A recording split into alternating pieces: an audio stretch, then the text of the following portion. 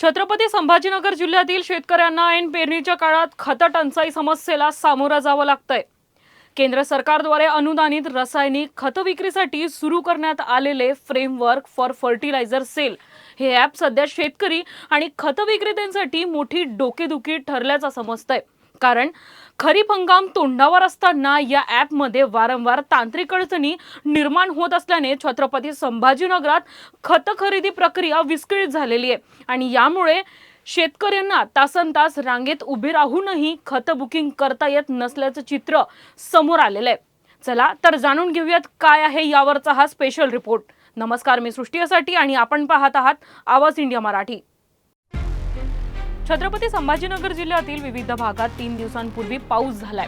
यामुळे शेतकरी पेरणी आणि लागवडीच्या कामात गुंतलाय। मात्र ज्या पिकांच्या पेरणीसाठी डीएपी आणि युरिया खतांची आवश्यकता आहे त्याच खतांची सध्या छत्रपती संभाजीनगर जिल्ह्यातील पैठण, वैजापूर, गंगापूर, सिल्लोड, सायगाव, खुलताबाद, फुलंब्री, छत्रपती संभाजीनगर या तालुक्यात ऑनलाईन पोर्टलवर खतांचा पुरेसा साठा दिसत असला तरी तो तांत्रिक अडचणीमुळे शेतकऱ्यांचा ऑनलाईन होत नसल्याने खत मिळत नाही आणि यामुळे शेतकऱ्यांमध्ये संतापाचे वातावरण निर्माण झालेले आहे। शासनास अशी विनंती आहे की आम्ही 2 दिवस झाले खत बुकिंग करण्यासाठी येतोय कृषी सेवा केंद्रामध्ये, पण मात्र ते तांत्रिक अडचणीमुळे ते खत बुकिंग होत नाही। खत बुकिंग करायला गेलं तर नेटवर्क इश्यू, नाहीतर ॲप प्रॉब्लेम, ॲप त्याच्यानंतर बुक झाल्यानंतर परत स्कॅन होत नाही, खूप काही तांत्रिक अडचणी येते।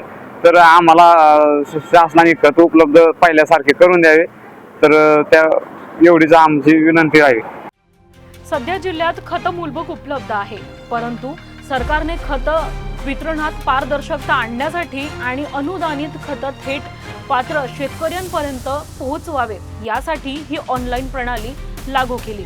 मात्र प्रत्यक्षात ॲप सतत हँग होणे, सर्व्हर डाऊन जाणे आणि इंटरनेट कनेक्टिव्हिटीच्या समस्यांमुळे शेतकऱ्यांना मोठ्या अडचणींचा सामना करावा लागतोय।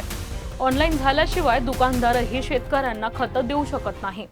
शासनाने फर्टिलायझर ॲप जे आणलेलं आहे, शेतकऱ्यांना खत बुकिंग करून त्याचं दुकानातून वितरण करायचं आहे, पण शेतकऱ्यांमध्ये याची अजून जनजागृती काही झालेली नाही।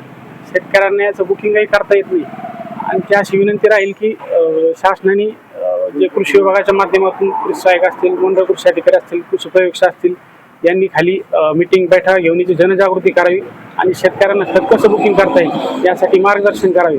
आज शेतकरी आमच्या दुकानात येतात, खत द्या म्हणतायत, पण आमच्याकडे त्यांना बुकिंग नसल्या कारणाने आम्ही त्यांना खत देऊ शकत नाही आणि वरून बिगर बुकिंग जर आम्ही खत दिलं त्यांना, आज आमच्याकडं बराचसा साठा पडून आहे, कारण की शेतकऱ्यांना बुकिंग करता येत नाही आणि शासनाने जर वरून आम्ही जर बिगर बुकिंगचं खत दिलं अधिकारी आमच्यावर कारवाईचा बडगा उगारतील। त्या हिशोबाने आम्ही हा सध्या तात्पुरत्या स्वरूपात आमचं खत विक्री बंद आहे।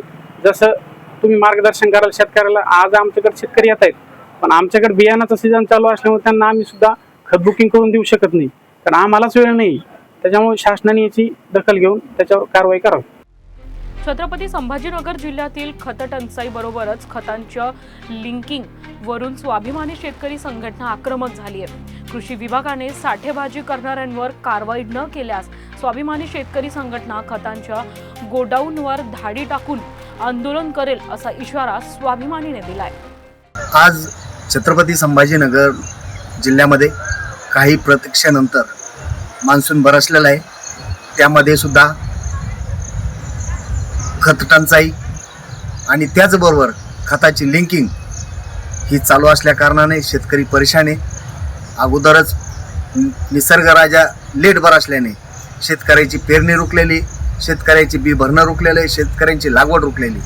खऱ्या अर्थानं ही लिंकिंग थांबली नाही आणि खताची टंचाई जर थांबली नाही तर आम्ही गोडाऊनवर धाडी टाकून तीव्र आंदोलन करू असा स्वाभिमानीकडून प्रशासनाला इशारा आहे। ऐन पेरणीच्या हंगामात महत्त्वाची खतं मिळत नसल्याने शेतकऱ्यांसमोर पेरणी करावी कशी असा प्रश्न उपस्थित राहिलाय। शेतकरी खत टंचाईमुळे हतबल झालाय। दिवसभर दुकानात थांबूनही समस्या सुटली नाही। तांत्रिक अडचणीमुळे शेतकऱ्यांची मोठी गैरसोय होत आहे। त्यामुळे प्रशासनाने तातडीने ऑफलाईन खत विक्री सुरू ठेवावी अशी मागणी शेतकरी करत आहेत।